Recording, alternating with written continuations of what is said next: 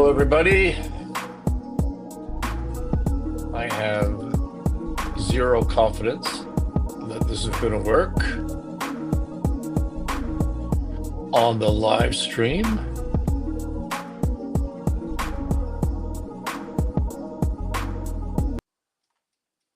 For example, there we go. I keep pushing pause. Sounds good on Facebook. Thank you for Ashley. I kept pushing pause on the music. It's not working. StreamYard has changed their setup. So now there's a landscape and a portrait view on a split screen. So I see myself coming from everywhere. It's all very confusing. I'm on the road, as you can tell. But before I say that, just let me say happy Thanksgiving to all of our U.S. friends as I'm waiting for people to join. Might be a quiet day on a live stream today with the U.S. Thanksgiving. It's been a quiet week, but we've been busy here at Sinclair Range. You know, let me tell you about what's going on here. As business owners, particularly business owners on a mission, we make decisions every day about what we're going to focus on, for how long we're going to focus on it. Is it going to be work? Is it going to be the mission? Is it going to be something else? There is no balance in life. There's only choice. There's only focus and attention. And when you're not focusing on the mission, when you're not cutting out the signal, or focusing on the signal instead of the noise, I had to give my expression in the right order there, you're losing. You're not doing everything you can to succeed when you're not cutting out the signal from the noise. And that's okay, by the way. There are many, many instances where you may want to choose on things other than your career, other than the success of your business, other than building wealth. Family, for an example, would be an obvious choice. Just know this. Let's not be under an illusion. When you focus on your family and you don't focus on your business suffers. That's just a fact. And when you focus on your business, your family suffers.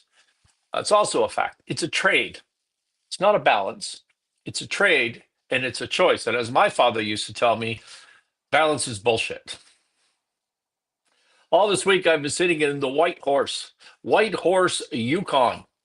If you don't know where that is, it's about a 2-hour drive from here to Alaska. I'm here because my daughter, my 12-year-old daughter, is training with her ski team, her ski racing team. And they wanted her at 12 to go on this trip alone.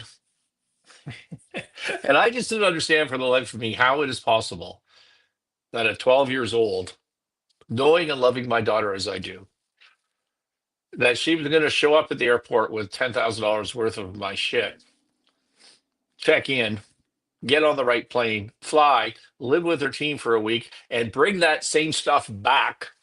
I just didn't see that happening. So I said she could come on this trip, and but I was going to fly with her, which I did. So I flew with her. She's done great, I think. I'm not talking to her. She's in a different hotel I checked into. My deal with her was I'm just going to be there for the trip. I'll be in a different hotel. You won't even see me. You can text me if you want or whatever, as if I was not even here, but I'm here for you if you need something. And so for me, what does that mean? That means I'm just sitting here in the White Horse, Yukon, in a dingy hotel room in a dark, it's pitch black. It's pitch black out at like 10 a.m. It's incredible how dark it is. And then it gets dark again by 4. And all I do is I sit here in this little dingy hotel room and shiver. I just shiver nonstop. You see, I'm wearing a sweater and a hoodie. I don't know. I don't know how you do it up here. But that was my choice. That was my choice this week. Hasn't been a terribly productive week for the business mission. And, after all, that's what this show is about, the Sinclair Range business mission. But we've got things to talk about, so let's press on. We've given people a chance to join. Let's get started. Welcome, everybody, to a week in review at Sinclair Range. Actually, 3 weeks in review. I've missed a couple of shows.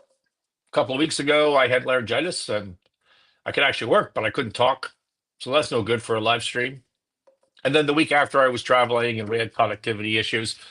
Notwithstanding, we're here now, 3 weeks in review. My name is Scott Sinclair. I'm founder, owner, and president of Sinclair Range. And the mission here is to give you some insight on the inner workings, the goings on of the building or the rebuilding, however you want to put it, of Sinclair Range. This is your window. This is your window into real deals, decisions, day-to-day business adventures. And we try to break it up. I try to break it up into segments: lessons learned of the week, interesting file, deal of the week, struggles of the week, and my observations of the week. We don't always tick off all of those segments, but that's generally the way we try to break it out. And if you're a long time listener of this few-month-old show, you will know that that is the case. As we move into deal of the week, look at what I'm about to tell you is public information. It's public information because it's in court filings, but I'm not going to drop names regardless. So you would have to go look it up, try to figure out how this works if you wanted to get details on the information. But it is all public. I'm not talking out of school. Do you remember on this very show, A Week in Review at Sinclair Range, that I announced the formation of Sapphire Global Finance? Maybe when was that? A month ago, 6 weeks ago? And the concept there was that we were creating, not we, a family office that we advise and represent, created a investment vehicle, and Sinclair Range became the exclusive financial advisor to that investment vehicle. And the focus of that investment vehicle was going to be private credit to companies, medium-sized businesses, small businesses, think bridge loans, debtor in possession loans, small ABL facilities, maybe some factoring, but trying to help mid-market and smaller businesses through a transition. And it's high yield debt, but it's a specialty product. Well, I'm pleased to report that was the mission that I outlined for you here for Sapphire Global Finance. We've gone through a couple of iterations of the name, but that's where we ended up. And I'm pleased to announce that we have closed our first transaction in very short order. Look, I've told you here on this show before, I think in the Canadian marketplace, not the US marketplace, the Canadian marketplace, there is a $1 billion to $1.5 billion hole in the market for this type of product. 13%, 15% plus yield for medium and small businesses for secured basis. It's just a hole. Many of the players in this business have disappeared. We talk about some of them on this show. We'll continue to talk about them more on this show, but that's what Sapphire, it's the market that it's intended to hit. And we closed our first deal, which was a debtor in possession loan, DIP, for a Canadian cannabis company heading into a CCAA, Companies Creditors Arrangement Act. I know it's Thanksgiving in the US, but if you're American, think Chapter 11, similar sort of process. For companies of this size, when you are seeking protections of the court to restructure, whether that be in Canada in a CCAA or an NOI, and notice of intent to enforce the security, Chapter 11 in the US, or whatever other chapter you're doing your transaction under, it's really expensive. It's really expensive for these borrowers, for these debtors, to afford the process in of itself. A Chapter 11 in Canada could be, depending on the size of the company, depending on the market, could be $400,000, $500,000, could be over $1 million in the larger markets. That's just the professional fees to get the job done. That doesn't even include operating during the meantime. And so to help the process, the various jurisdictions allow for what's called a debtor in possession loan. And so what you do as a company is you go to court and you say to the court, hey, I'm insolvent and I need some help to restructure my affairs for the benefit of all the stakeholders, in order of priority, the secured creditors, the unsecured creditors, shareholders, also the employees, right? So, and the community at large. And so, the suppliers, the customers. And so for the benefit of everybody, I need your help. Let's put a pause on things and let's restructure our affairs. And by the way, at the same time, we need some money to do this. So we would like the court to approve a DIP loan, a debtor in possession loan. And what the court does, if they see fit, if everything seems reasonable and fair, is they grant that order that you're allowed to do this debtor in possession loan. And it provides what's called the super priority charge, Well, there's different phraseologies of that. But the bottom line is the lender, the dip lender, literally gets a court order that says, hey, you're first on all of these assets, whatever they may be. You trump the bank who has a first secured charge over your receivables, inventory, equipment. You trump the first mortgage on the real estate. You trump unpaid taxes in many, many cases. You trump lien creditors. You're ahead of all that stuff. And so if you're happy with the value of the security of the asset itself, you get first on that. And that's the privilege of stepping into these complicated, messy situations as a dip lender. And you are really, as a dip lender, really, really helping out the process, at least on paper. And the process, at least on paper, is for societal good and for the good of all the stakeholders. So that's all cool. And that is this deal. Sapphire signed a loan agreement to lend close to $1 million on a dip loan. It's highly secured. It's secured on real estate. It's secured on equipment. I'm having a hard time understanding how the security is not worth the loan. I think it's worth far, far, far more than the loan. And the annualized returns, depending on how things work out, because there's all sorts of trials and tribulations along the journey of a turnaround of a business, but the returns to Sapphire could be well into the mid double digit percentages. Like, it's a significant return. Now it's only $1 million, so the gross amount of money that you make on that, and that's one of the reasons the pricing is so high, is because you have to pay the fees to get it done, and so it just doesn't make sense to not have a really, really high return on that. But the returns could be mid double figures in a percentage way, and so this is fantastic. It's fantastic from a lender's perspective, really fantastic for Sapphire Global Finance. We're not always going to have these home runs. We're going to be at a more normalized yield rate of return. But also, it helps out the borrower with an opportunity to recreate jobs because they had shut down. So they need to hire people back and get things on the right foot, and as a result, to preserve value for the other stakeholders right throughout the whole capital stack. And at Sinclair Range, we define success as often as possible as saving and creating local jobs. Because in the turnaround business and the insolvency business, which is not all our business, a lot of our business is high growth. But on the turnaround side in particular, you always have this, excuse me, you always have this stakeholder on stakeholder crime, so to speak. You have these competing interests, and it's hard to know and always make that judgment decision about we should be doing this and we should, and know that that's going to damage the position of some stakeholders. So you're always constantly faced with that decision. And a good measuring stick I have found over the years is to focus on jobs. If we're saving jobs, if we're creating jobs, usually that ends up meaning that we made the right decision. So that's what I try to direct us to focus on. And so that is what this deal is about. Now, why, you may ask, why does Sapphire Global Finance get paid so much damn money for its capital? How is it reasonable that this borrower has to pay that cost of capital? Well, because the situation is really complicated and it's really messy. And a lot of lenders see that as risky. But if you know what you're doing, you can find a way to not make it risky. And we at the Sinclair Range team and Sapphire team, we know what we're doing. We're one of the few that can understand this world. This company went to 150 dip lenders, all of which turned it down because they couldn't figure out how to get the deal done. We got the deal done. And we're really happy with the structure that we came up with and with the security that we have. We are one of the few at Sinclair Range that can help you find a way, help all parties come up with a solution to the particular situation. So in the end, from a portfolio perspective at Sapphire, the percentage return is huge.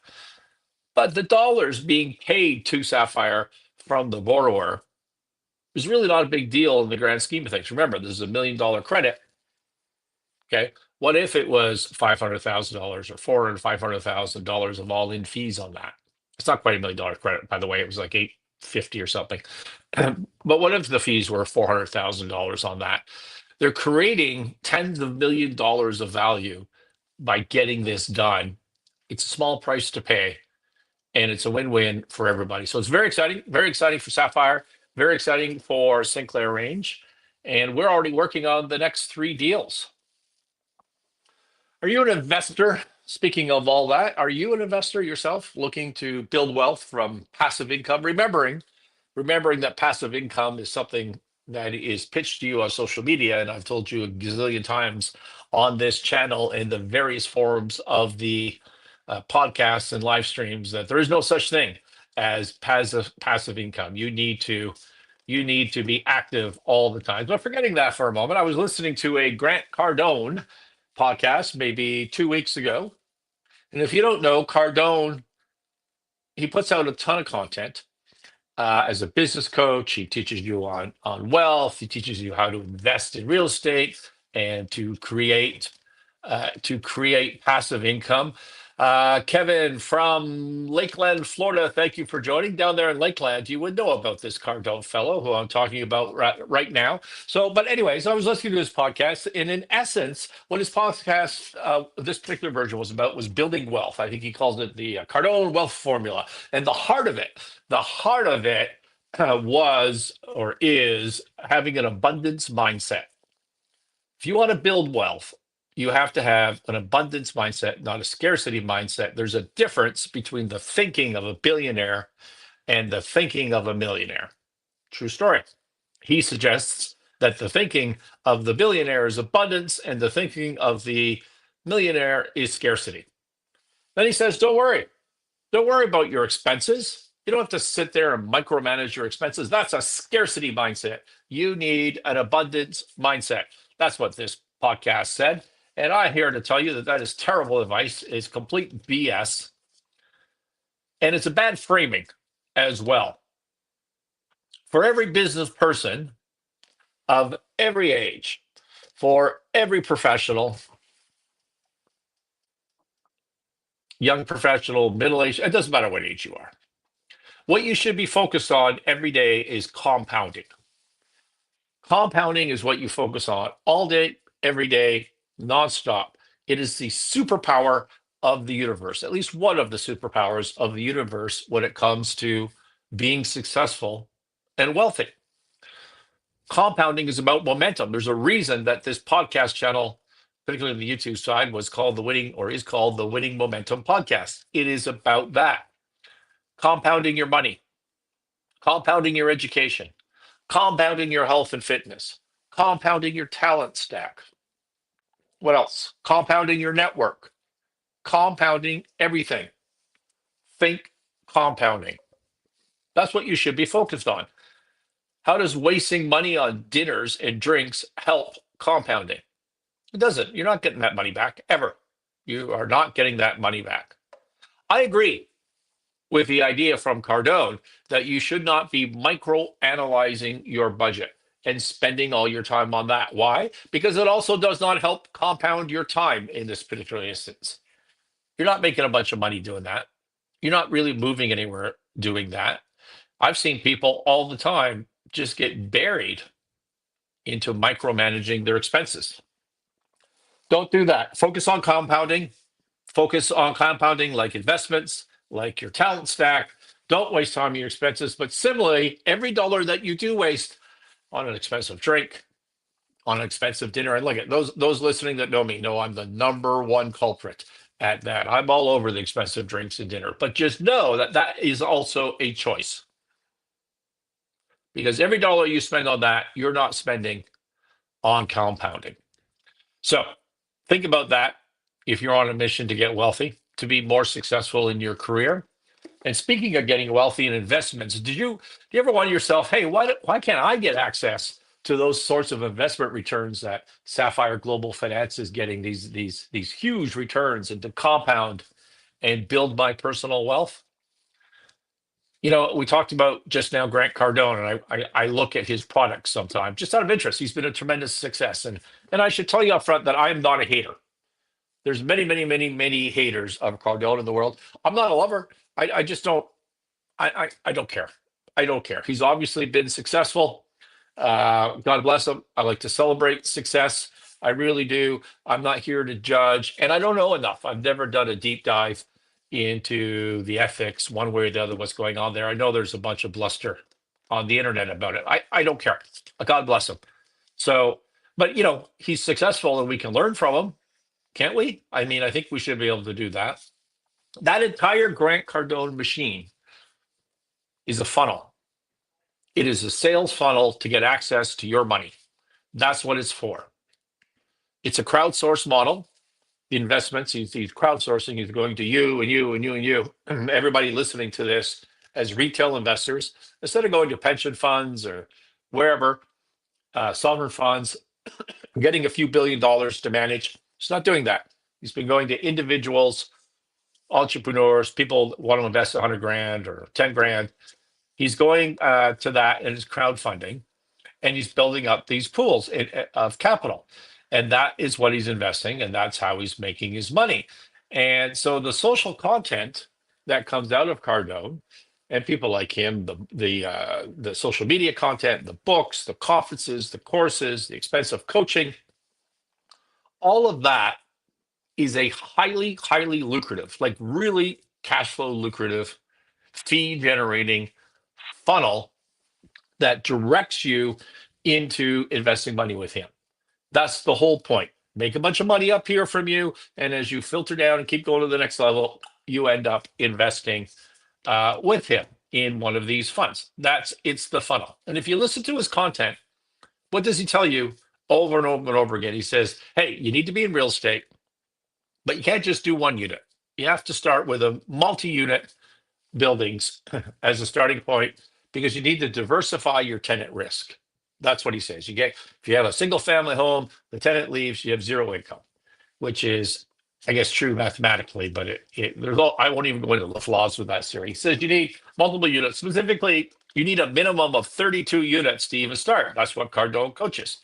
I think that changes all over the place. And you go, okay, cool. I understand that. I got 32 units, and now I've got diversity of my tenant risk, and I'm making some money. And then you think to yourself, well, wait a minute, Grant.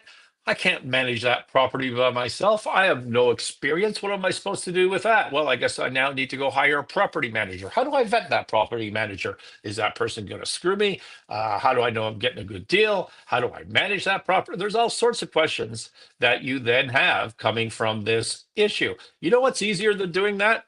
Is I should just give that same money to Grant and let him invest it for me in one of his funds.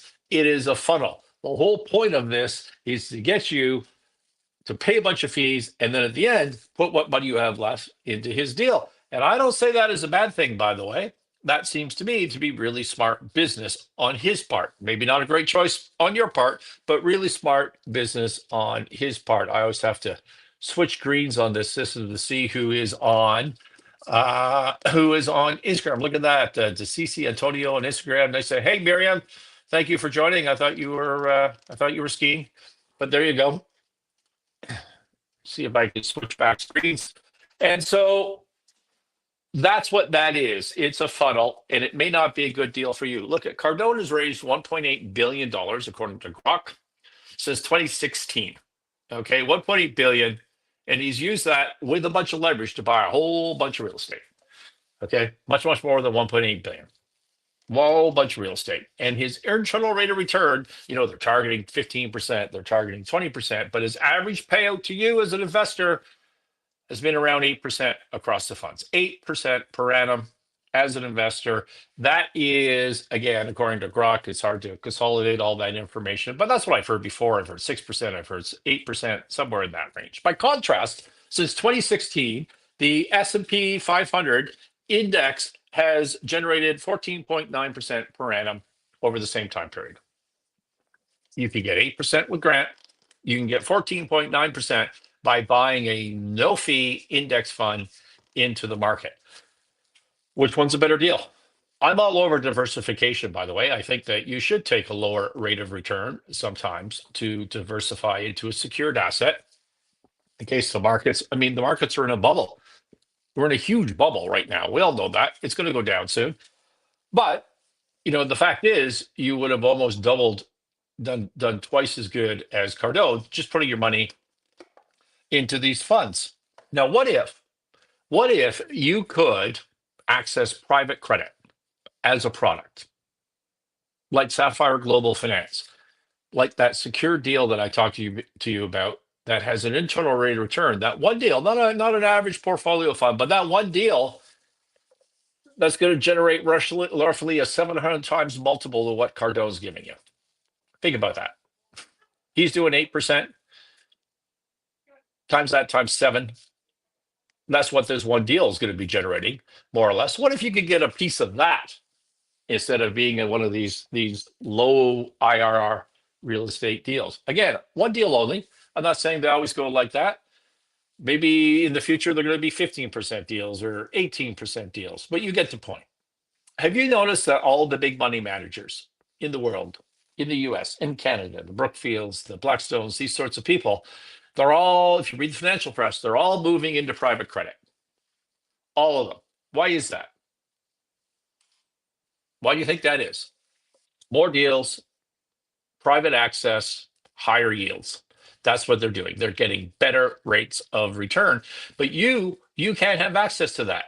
You can't buy into BlackRock, Brookfield, these sorts of funds with a little bit of money you have. That's not going to work, but you can do it. And you can't do it on your own, by the way, because the trick to being successful is speed. Like a deal came to me, we need to do it. The Sapphire deal, we did it in about 4 days. Okay, start to finish in 4 days because they're in trouble, because they need the cash.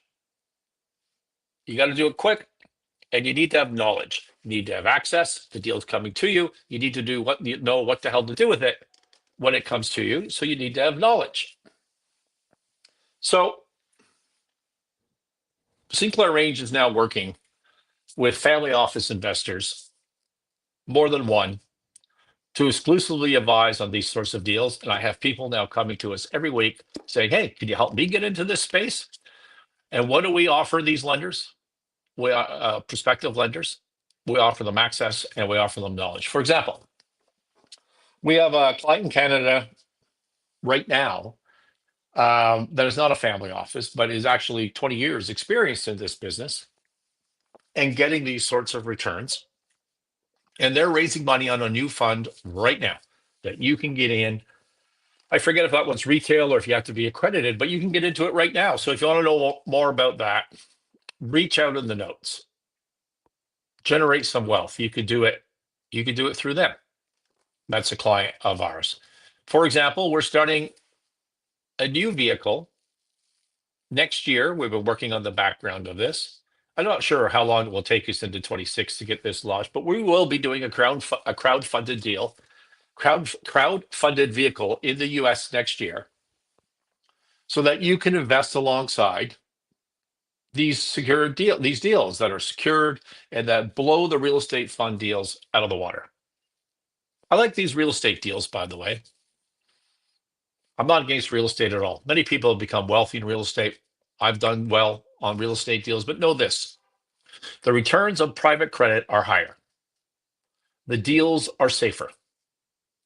The deals of private credit work really, really well in a low interest rate environment. They work even better in a high interest rate environment. Is that the same for your real estate deal? It is not. It absolutely is not.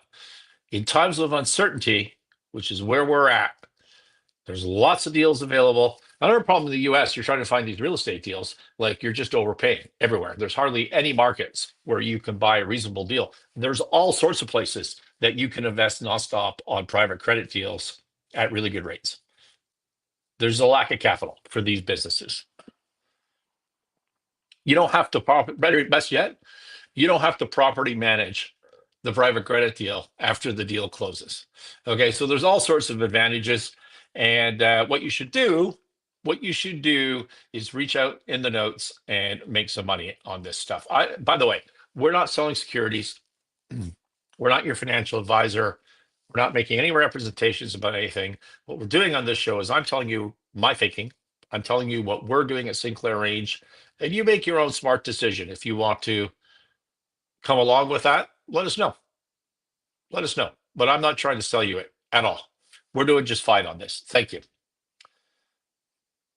Speaking of the, where are we on time? 30 minutes. Speaking of the, let's be lessons learned of the week, especially speaking of the world of specialty knowledge on in the debt side of things. The last few weeks at Sinclair Range, we have spent a considerable amount of time with multiple lenders and borrowers all over North America, trying to find ways to recover on debt or to repay debt when things aren't going well. And refreshingly, almost everybody that we're dealing with has been pleasant. They're dealing with us in good faith, which does not always happen in troubled situations and in distressed situations. But even with the goodwill of all the parties involved, what we find is that you very quickly forget about fundamentals. Look, if you're a borrower, there are 5 ways, 5 actions that you can take to repay your lender. Well, that's really it. You can refinance the lender with a new bank. I'm a borrower. I owe this institution so much. I got to go finance with somebody else. Refinance. You can pay them out of free cash flow. We're just growing. Things are great. I can't pay you right on time, but if we spread this out over 36 months, I can pay you out. So you can. I'm not saying that happens very often. I'm just saying in the universe of possibilities, refinance with a new lender, pay out of free cash flow. Sell all or part of the business. Okay, part of the business means go out, you can say that another way, let's go out and raise some equity, right? That is a way to pay down some of the existing debt with equity. Or you can just sell the whole damn thing, sell it to a strategic purchaser, sell it to a financial purchaser. That is in the universe of possibilities to repay your debt. You can restructure your debt. In other words, I owe you $10 million. I can only pay you $5 million. Will you take $5 million instead of $10 million? That's a way to deal with your debt. Not saying the current lender should do that, saying in the universe of possibilities. And last and fifth is you just liquidate. You shut down, you couldn't sell the business, you couldn't get refinanced, just blow out the assets, and it is what it is. 5 possibilities in the universe of possibilities. Refinance, free cash flow, sell all or part of the business, restructure the debt, liquidate. That's it. There is no 6th option. But what happens in these situations, even though it's really that simple, is that both borrowers and lenders get focused on one particular option, like a refinancing, because every borrower in this situation says, oh, okay, we'll go find another bank to take you out. So you focus on that, the refinancing, and then you forget about all the other options and you don't pursue the other options. And then so that's what the borrower does. And then the lender comes back to the borrower goes back to the lender with the bad news, and the lender says, you failed. You didn't get us refinanced, you failed. Therefore, we're just going to liquidate you. The lender also forgets about the equity. They don't insist on the equity process at the same time. They don't insist on a sales process at the same time. So they lose sight of the fundamentals and the universe of possibilities. That's what happened. You remember we talked about on this show, McQuillan Meter Systems, a company that was put down into what is turning out to be liquidation, even though the bank had an offer, ironically, from Sapphire Global Finance to pay them out 100 cents on the dollar. They just cratered this company through weird decision after weird decision. From my perspective, I'm sure the bank had its own good reasons. Can't imagine what they are, but I'm sure they did. And, the stakeholders are not going to get much of anything out of this at the end of the day. And it's for this very reason of losing sight on fundamentals. You need to, if you're in that situation, both borrower and lender, you need to look at the whole universe and execute on as many of those options at the same time. I'm going to go get you new bank financing. Cool. Can you also look for equity investors at the same time? Can you also run a sales process? No, you don't want to run a full sales process right now because you think it's going to damage the goodwill of your business. How can you raise financing from a new bank if you're also trying to sell the business? Okay, fair complaint, but at least get your materials ready. Put that into plan B, right? So many businesses and borrowers in this situation talk to their financial advisors, professional advisors, and you're in trouble, you need to seek protection. You should do a Chapter 11. You should do a CCAA. You should do a notice of intent to file a proposal. Just remember, these are tools. These are tools to help you execute on your plan. But you need a plan. You need the plan first. The plan dictates the tool. To start with, the tool is going backwards. Sometimes you're in a rush. Sometimes you just have to do that. But best to have the plan. There's a limited universe of possibilities, and we've been working on that a lot in the last little while. And by the way, we're doing that with startups as well. We have a similar theme in the last few weeks. We're dealing with startups that are looking for capital. Look, if you're a founder, you need a mission. What problem are you solving? And from that, you build a business plan, which is not an accurate prediction of what the hell is going to happen, but it helps you form your thinking, identify risks, opportunities. That's why you do a business plan. No one expects you to stick to it. It's a direction. We're heading over here, more or less like this. And once your mission is clear, your role as a founder is simple, is to add overwhelming value to as many people as possible. That's it. Overwhelming value to as many people as possible. That is your job. Now, you need capital to do that, but your job is not finding capital. Your job is adding value. And too many of these early stage companies are obsessed with raising money, and they forget to actually build a business. And when you hear a pitch from them, which we do, I'm going to talk about the inner circle shortly, but we hear pitches of Sinclair Range all the time. They don't even really talk about the business. They talk about, here's our cap structure, here's the table, we're going to do Series A and Series B.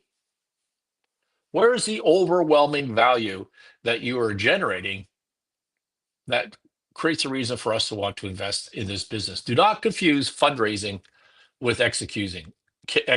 Raising money is a tool, just like filing for protection in a trouble situation is a tool. Have the plan first, then use the right tool. Money is a tool. Build value first, prove your concept, and then capital will follow.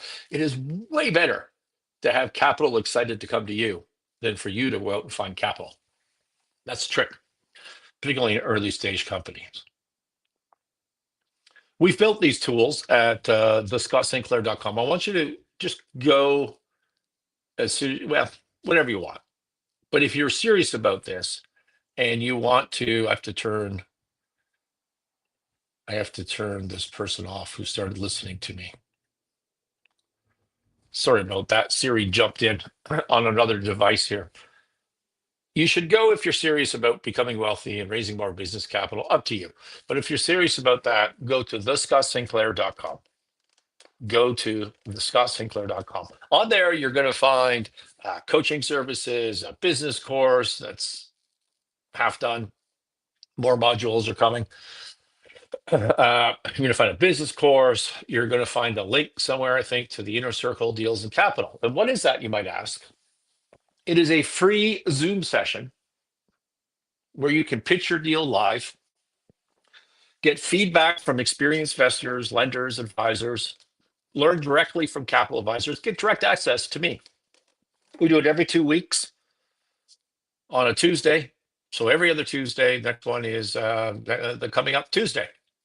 I think it's 3 p.m. Eastern. Don't hold me to that. It'll be on the site. And you know that this is not a direct pitch room. We're not full of angel investors, but some deals have been done. This Sapphire Global deal was done, the DIP loan, from the Inner Circle.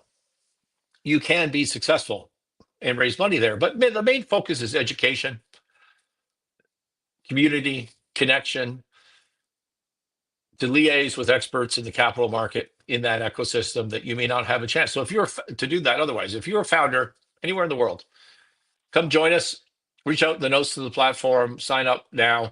If you're serious about doing deals, building wealth, raising capital, join the Inner Circle. Look at thescottsinclair.com or reach out into any one of the notes here. I'm 10 minutes over time, and so I'm going to cut it short. Thank you for listening. I hope this worked well on the road here in chilly Whitehorse, Yukon. Thanks for all the kind words for those that reach out to me all the time. You too can reach out, suggest topics that you want covered, have a conversation. And if you're a company and if you're running a business and you're going through transition, we exist to help you navigate high growth, navigate financial distress, doing deals. That's what we're here for.